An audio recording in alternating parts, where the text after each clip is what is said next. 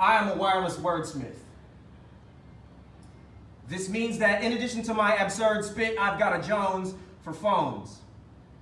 I love all types of phones, from tele to mega to micro phones. But see, with cellular in particular, my knowledge is like ridiculous. Not even tech support can get with this.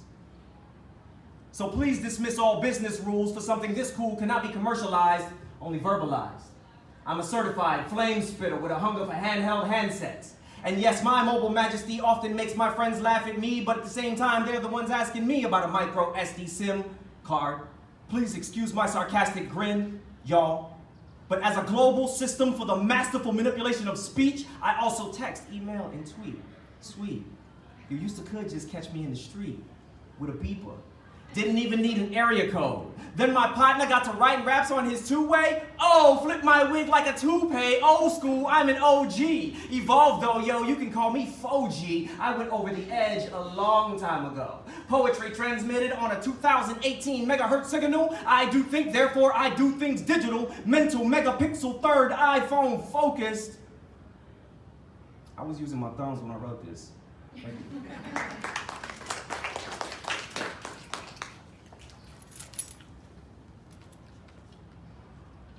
This last piece is what is called an ekphrastic poem. Inspired by an installation here in the MA, the Chamber of Heart and Mystery, right across the hall. I encourage everybody to go in there and just get lost for like 5 minutes, and then write about it.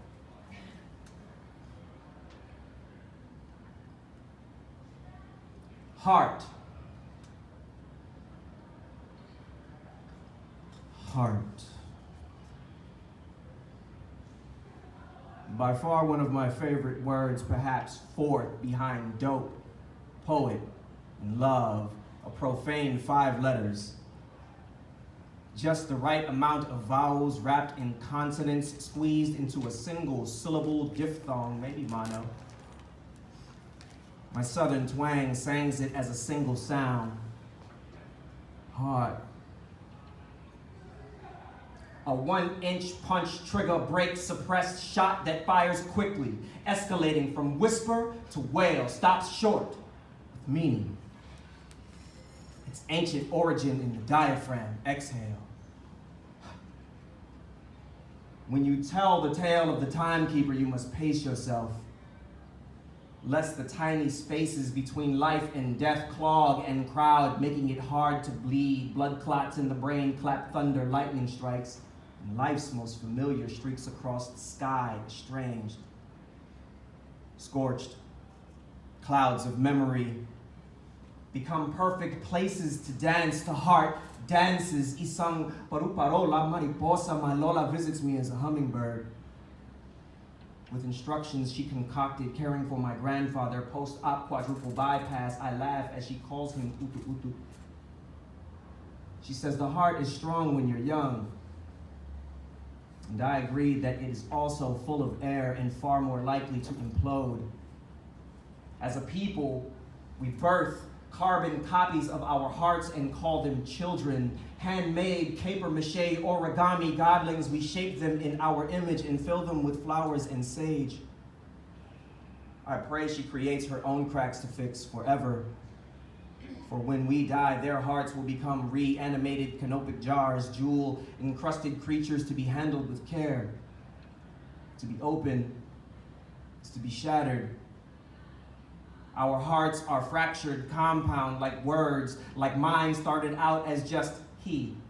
And then she gave me art, completing the puzzle, a perpetual struggle of protecting this dark crystal arc reactor behind our solar plexus. Nothing is better medicine than to listen to it. Hear this. The heart is where the hurt heads when it's ready to receive healing. Be still, mom, be team.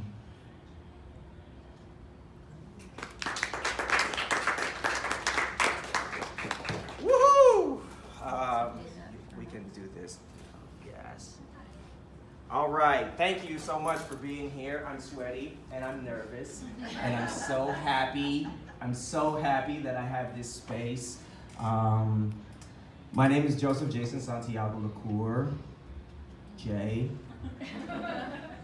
I am a poet and an MC, now living in Santa Cruz. I have been reading and reciting and rhyming for 20 plus years, all over. I'm from Dallas originally, represent. And I've been here in the Bay Area for about 3 years. I moved here about 6 months ago. I'd like to shout out Rika, my partner and assistant. She's been very patient with me while I spaz out. But I found a community of poets here in Santa Cruz, and called the Legendary Collective. We hold the Santa Cruz Word Church every Monday. You're invited back every Monday. We do a workshop. That's where this spawned, actually. I did a performance workshop because I was a featured poet at the Word Church, and Helen heard beautiful things about it. She was like, let's expand that. And it's been dope. It's been dope. So thank you all for being here. I created somewhat of a presentation. Let me step to the side and kind of just talk on this. We talked about performance and what we think it is so far, right? Like, these are all the things that the internet says, okay? You don't necessarily need an action to perform anything. You're actually performing the execution of an action, something accomplished, deed, feat, right? The fulfillment of a claim, that sounds like legalese. The action of representing a character in a play, performance in a play, right? These things all make perfect sense to me. The ability to perform, efficiency, the manner in which a mechanism performs an engine performance, that makes sense. Everybody wants to go. Some people faster and louder than others. 5, the manner of reacting to stimuli. Behavior, that's what we're kind of doing all the time. And 6, the linguistic behavior of an individual parole, triggering. Also, the ability to speak a certain language. Compare competence, okay. And I cited the source. Can I hit the disclaimer? Yeah, let's go back and do that too. Where'd it go? Yeah, I tried to be fancy and made it like a bunch of transitions, and you know, it's like, simplify it, dude, just simplify it. It's in here somewhere. It's in there somewhere, but you can just hit escape too and kind of scroll through them. I'm not tripping. Here it is. There, booyah. I'd like to state that and make sure that we can all see that and share in that. We're all works in progress. Please do not record, publicize, or post anything here without express permission of all parties included. Respect is expected. Thank you. I think that kind of goes without saying, right? Don't post pictures about people that you don't know if you don't, or yourself. Don't let people post things about you that you're not ready to share with the world. But we're all sharing here in a safe space and environment. It's not necessarily a classroom, it's not necessarily a show, it's a workshop. Nice little hybrid. Hi, I just saw you outside. Hi. So thank everybody for being here. All those definitions come down to this. Performance is doing something, right? Doing something, performing an act, okay? And doing things is required. You have to get up in the morning. Get up. Get is doing. It's a verb, right? You have to brush your teeth if you want friends. You have to, right, put on clothing so that you might be warm and protected from the elements. These are doing things. And so, with that said, doing is living. It's something that you need. We gotta do things in order to live, okay? And performing is living. How about that? Let's put that on a t-shirt. I actually realized when I was writing that it's a haiku. Ha! Just comes right out. Awesome. So that's the question we're here to explore. Right there is performing. How do you do it? How do you do it? I actually get asked that from time to time. Just being out and about, reading poetry to people wherever I can. We had the Spring Art Market at the Tannery this weekend. I got to read poetry to people in a henna booth. Captive audience. It's beautiful. And I recall being asked, okay, hey, how do you do that? Sometimes it's a rhetorical question, sometimes it's literal. People really want to know how to do it. And so I thought about it. I kind of want to know too. So I started to break things down. Okay.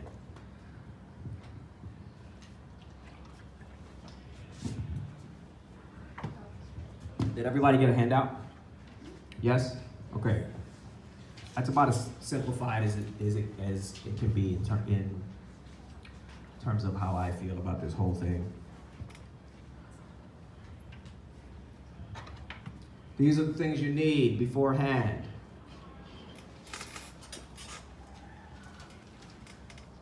Okay. Time. Let's just go through them. Time refers to how much time you have, obviously. What time you're supposed to be speaking and delivering your piece.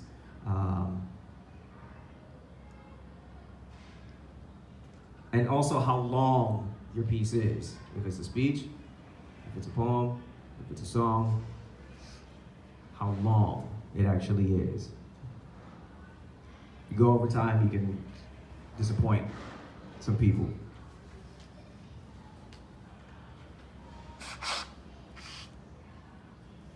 Have your piece ready. This happens every day, every week. Every week. Okay. Have a seat here.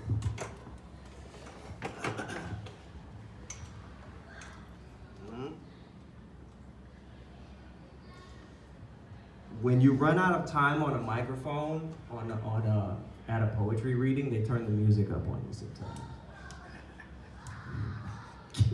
It's basically like getting a hook, and it's kind of embarrassing and debilitating. It can be anyway, and it makes you not want to do it again. Or if you're on the Oscars, right? It's no fun. So just be aware. Be aware of how much time you have and how much time it's going to take for you to do your thing. Now, having it ready, having your piece ready, it just means being ready. Maybe you've rehearsed it, but what that boils down to is just you've located it. You have it. You have it either written out, and you have that written work with you, okay? Or it's on your phone, and you already know where it is. So you don't have to spend 2 minutes on the mic looking for it. I've done that. It's happened. It happened. Veteran artists lose their pieces and spend time looking for their pieces, and are still able to, process that energy and keep that whole thing kind of going. But why? Just know your work, and if you've practiced it and you've rehearsed it, then you'll have it ready. A clear path.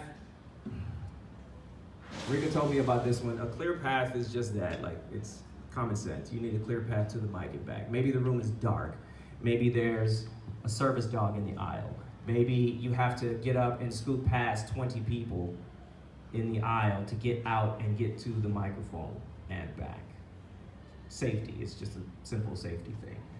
So that makes sense to me. And fewer expectations, I think that's really kind of just taking it easy on ourselves. Even for people who perform a lot, you kind of anticipate. You're always anticipating and thinking about it. And then you actually do it, and maybe it's totally different from how it appeared in your head and how you visualize. So I would say set fewer expectations for yourself. Not lower, just fewer. You're awesome. You want to be that. Okay?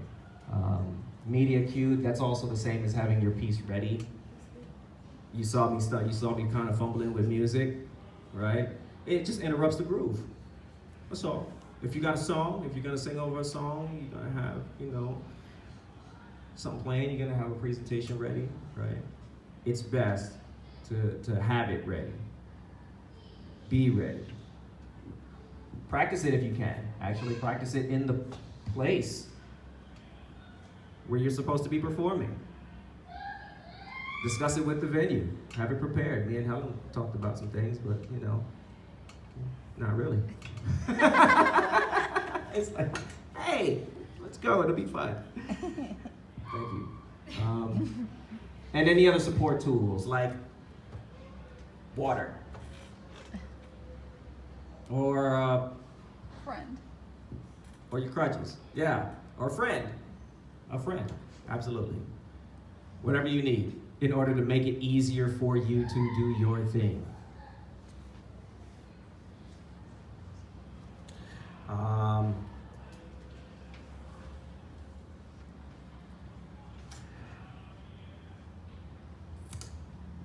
So these are the steps. These are the keys. If I don't get to share anything else with you for the rest of this thing, these are the things that help me to perform anything. A poem, a song, any of those things. It's extremely important that you take time to breathe. Really. Like breathe until you can feel air moving through your body.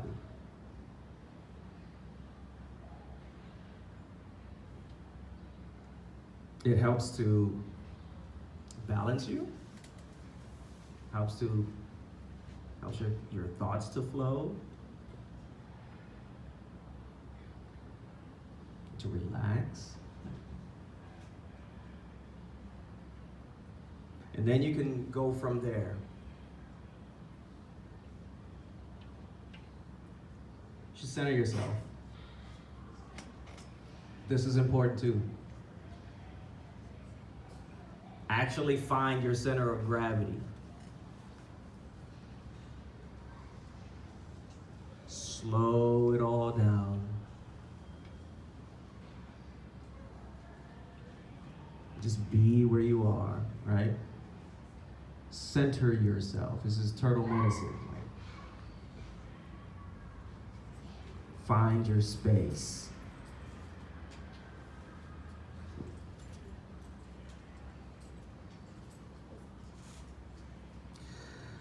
And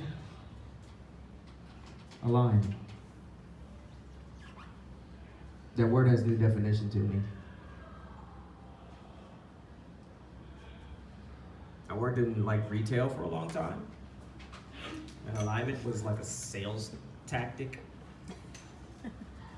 Align with your customer, right? But the intention was positive. It's positive. But when I say align here, I actually mean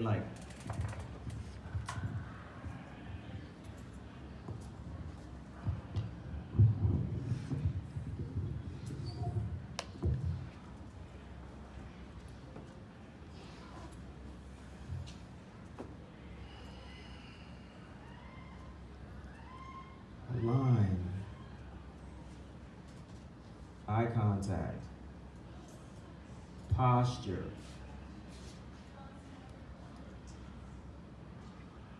get a good, comfortable position in front of the microphone or in front of the person if there's no mic.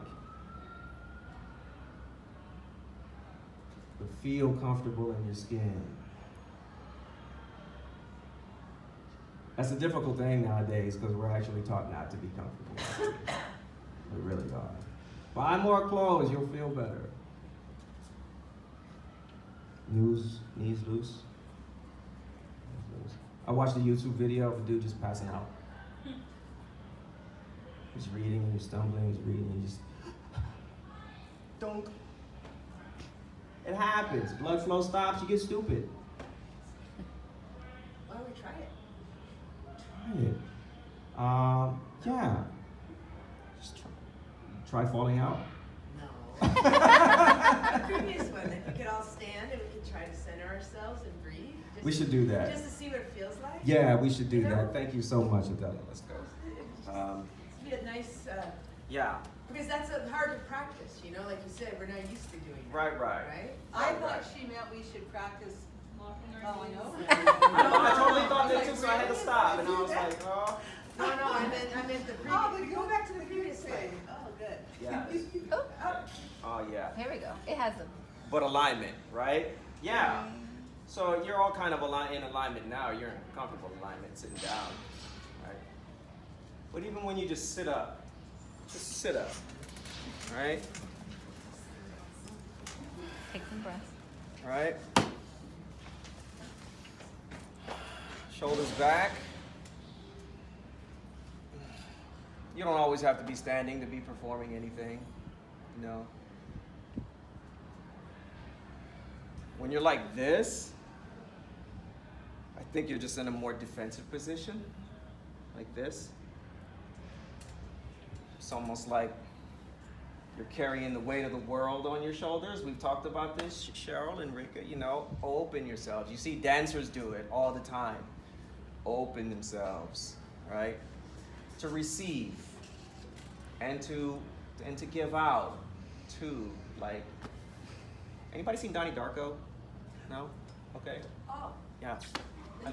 I love this movie because there's this like, yeah, there's this force of energy that comes out of like the solar plexus right here. And like I see that happening energetically in poetry. Because naturally we want to be like, I need to go. But when you're like this, you're present. You're available.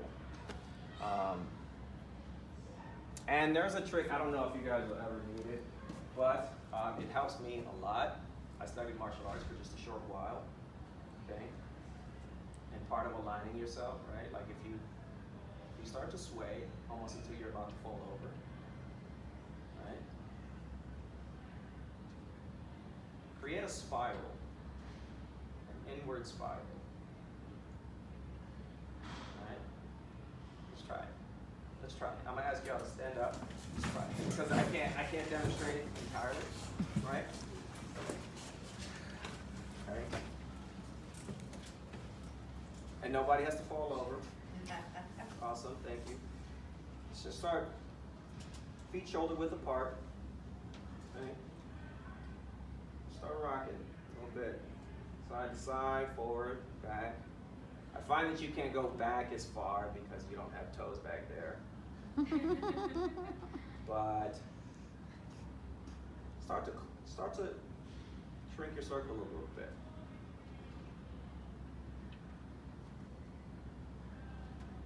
Yeah, we're gonna spiral. Not upward or downward, just inward. Make it even smaller. Even smaller.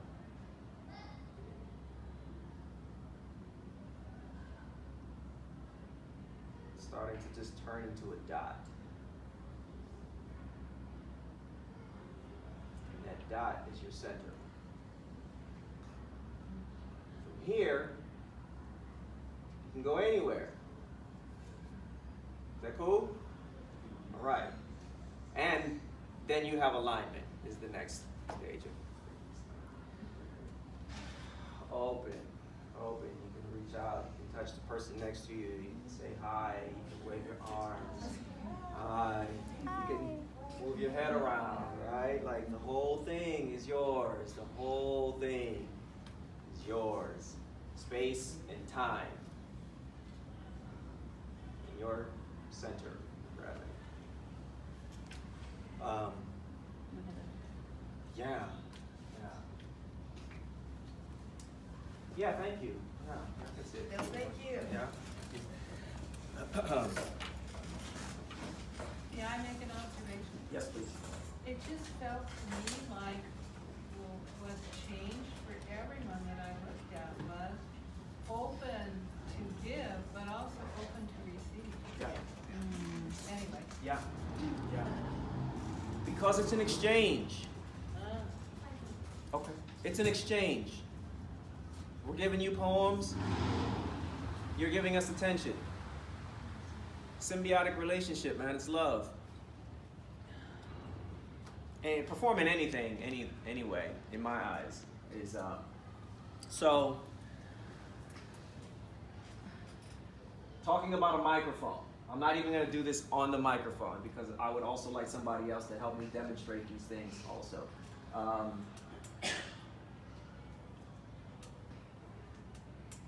Has anybody here been on the mic before? Yeah? Everybody, okay, pretty much. So you know, it's not going to blow up in your face.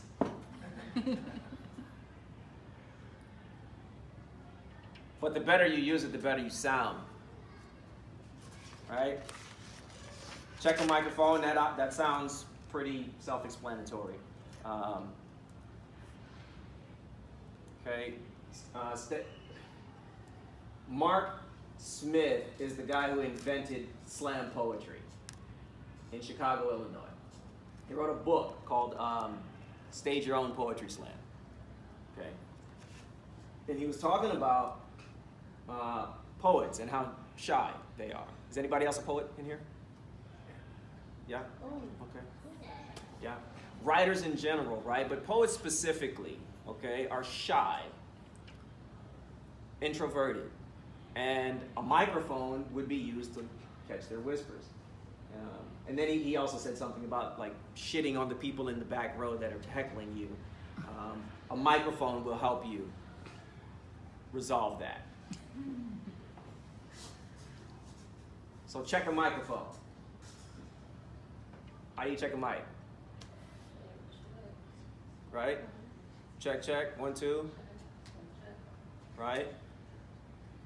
And I'm really only speaking from the point of view of a poet or a spoken word artist.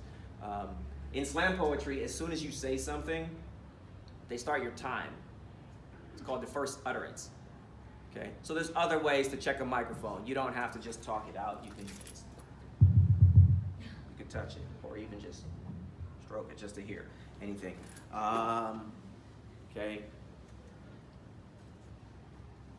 Okay, and then you want to establish distance. There's a shaka there, right? Like this should be a proper distance from a microphone.